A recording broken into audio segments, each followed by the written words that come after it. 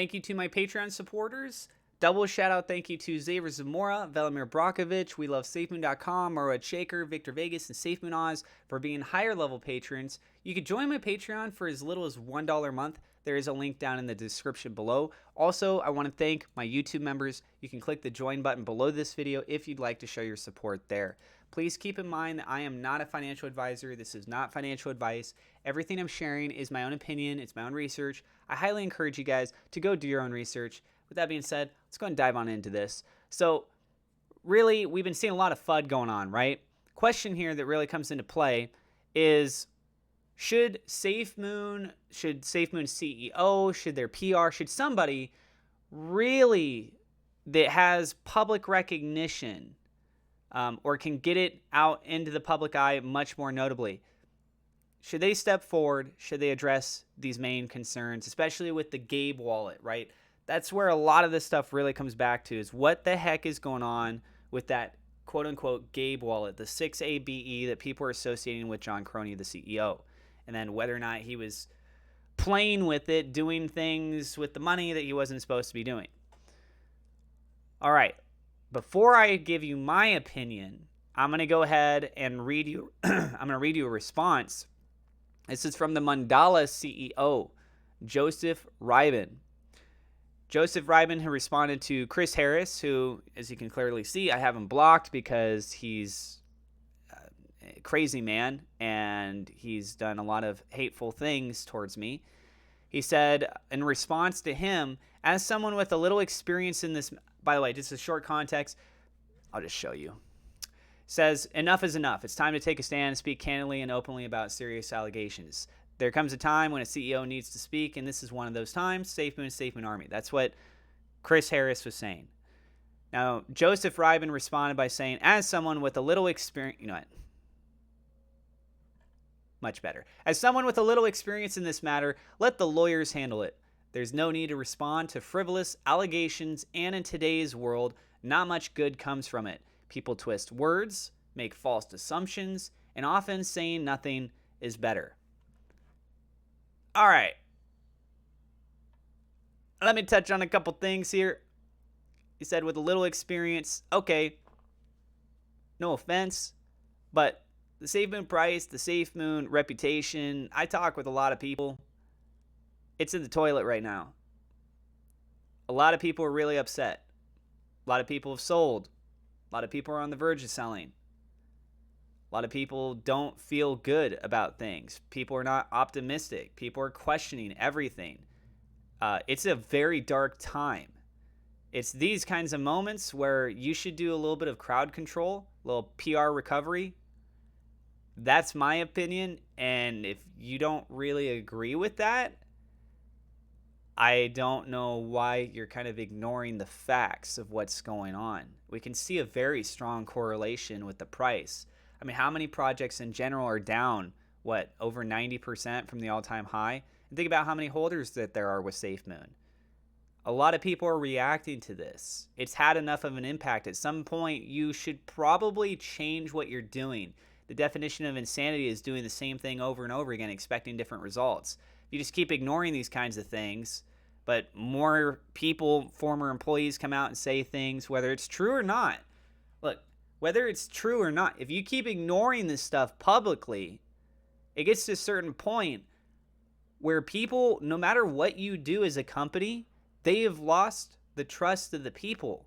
People won't invest in you. Oh, you got your own exchange. I'm not touching it with a 10-foot pole. I'm not saying me personally. I'm saying there are people out there where they're already in that mindset, right? It's like, I don't care if SafeMoon made it. Look at what happened with other products. This and that and that and that. And then remember this and that. And like none of it was touched on. Well, not none of it, but certain things that are very, very important, especially right now. SafeMoon has elaborated on a series of things. And it's frustrating when people that defend SafeMoon come in and we have to keep answering to the same issues. That kind of comes with the territory.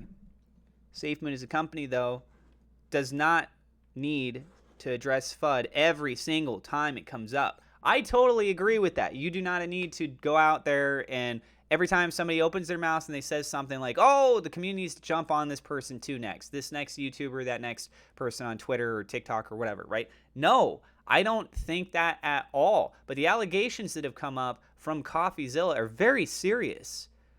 And it really looks bad. He provides a series of evidence, right, that largely points towards bad things that John is involved in. We just want some reassurance. The way that I look at it, you want my opinion on this? Maybe you don't want my opinion on this, but you're watching my video. I hope you have enough respect for me for that. Is that I think that they should make a public statement that clarifies what's been going on with those wallets. And then when they go to court, they say the same thing.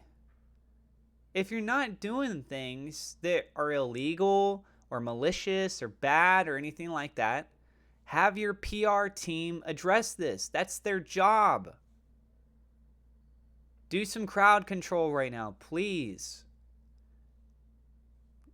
Do I own Mandala? Do I own my own super corporation? No, but just like, the fact that some people want to jump to these situations where like, oh, if you're not as rich as this person, then you're an idiot. I think is just so bizarre of a mentality. Just because people are rich does not make them geniuses. I'm sure if you really think about it a little bit, you could probably have a couple people pop into your mind that have a lot of money that don't exactly have a lot going on up here. And they don't always make good decisions. And some people, they make a decision, they lose all their money. Anyways, he says people twist words. That is true. But we're talking about blockchain. Blockchain doesn't lie.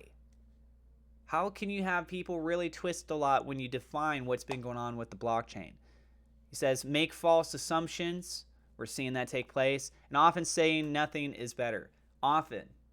But even he is acknowledging that there are instances where you should say something. At what point is it where you say, well, we're not going to let the lawyers handle it anymore.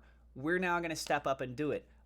At what point? Like, look at how many people are bouncing out. YouTubers, content creators, people on social medias. I've heard of like mods and stuff. Like the list just goes on. The investors themselves. At what point do you look at this and you acknowledge that it's something important enough that you do say something? When?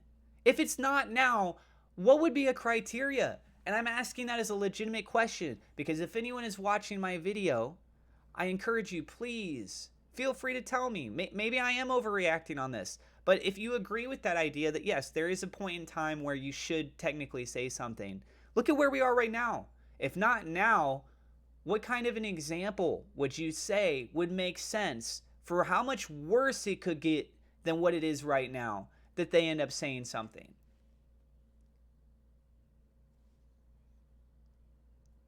I want SafeMoon to succeed so much. Really, it's because I have money in it. But I really like the idea that they could have a strong humanitarian effect in the world. And if you don't believe me right now, hopefully in the next couple weeks with something that I've been working on that I'm getting ready to reveal to the world that I've been working on for months, you understand a little bit more what I mean by that. So let me know what you guys think. I do have referral links. You want to get free crypto, free stock. If you want to protect your crypto, I have an NFT for sale. It's 1 million SafeMoon, or you can buy it with BNB. There's a link to that in the description and also down in the comments below. And again, I am not a financial advisor, guys. This is not financial advice. Go do your own research, please. And if you're new to the channel, don't forget to hit subscribe. Hit the thumbs up like button. Click the bell icon. God bless you, and I will see you in the next episode.